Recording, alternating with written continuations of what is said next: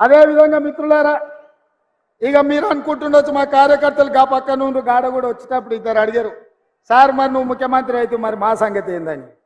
నేను ఒక మాట చెప్పదలుచుకున్నా, మీ కష్టంతో మీ శ్రమతో మేము ఇక్కడికి వచ్చినాం. ఈ వేదిక మీద ఉన్న ఎవ్వరూ మేము సొంతంగా నాయకులం అయినోళ్ళు కాదు, మీరు కష్టం చేస్తేనే మేము అయినోళ్ళం. మరి మన కండ్ల ముందల ఇప్పుడే పార్లమెంట్ ఎలక్షన్ ఉంది. పార్లమెంట్ ఎన్నికల్లో మీరు కష్టపడితేనే ఢిల్లీకి 14 మందిని దోలుతాం మనం. ఇవాళ ఇప్పుడే పేడముద్దు బోడిలింగానికి సవాల్ ఇస్తుంది, ఒక్క సీట్ కూడా నీకు రాని అని. మరి ఇది నా ఒక్కంతో అవుతుందా? మీ అందరు సహకరిస్తేనే కదా, మీరందరు తోడుంటేనే కదా.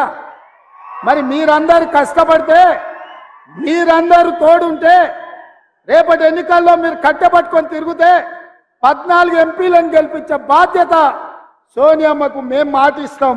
మనమందరం కష్టపడదాం. కానీ అంతటితో మన బాధ్యత తీరలే. వాస్తవంగా నా బాధ్యత ఎంపీలను గెలిపించడంతో తీరలే, మా మంత్రుల బాధ్యత ఎంపీ ఎన్నికలతో తీరలే.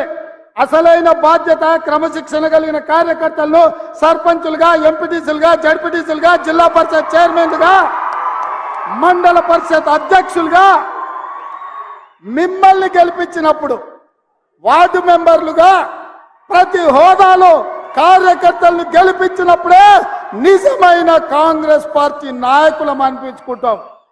రాబోయే ఎన్నికల్లో మీకోసం, మిమ్మల్ని గెలిపించడం కోసం ఈ ప్రభుత్వం, మా నాయకత్వం పనిచేస్తుందని చెప్పి నేను ప్రతి కార్యకర్తకు నేను మాట ఇయ్యదలుచుకున్నా. ఎవరైతే కష్టపడ్డారో, ఎవరైతే నష్టపోయినరో, ఎవరైతే పార్టీ జెండాను మోసిండ్రో ఆ కార్యకర్తల్ని వాళ్ళ అర్హతను, వాళ్ళ అవకాశాన్ని బట్టి వార్డు మెంబర్లుగా, సర్పంచులుగా, ఎంపీటీసీలుగా, ఎంపీపీలుగా, జిల్లా పరిషత్ చైర్మన్లుగా గెలిపించే బాధ్యత నాది, మా అందరిది అని చెప్పి నేను ఈ సందర్భంగా చెప్పదలుచుకున్న. మిత్రులారా,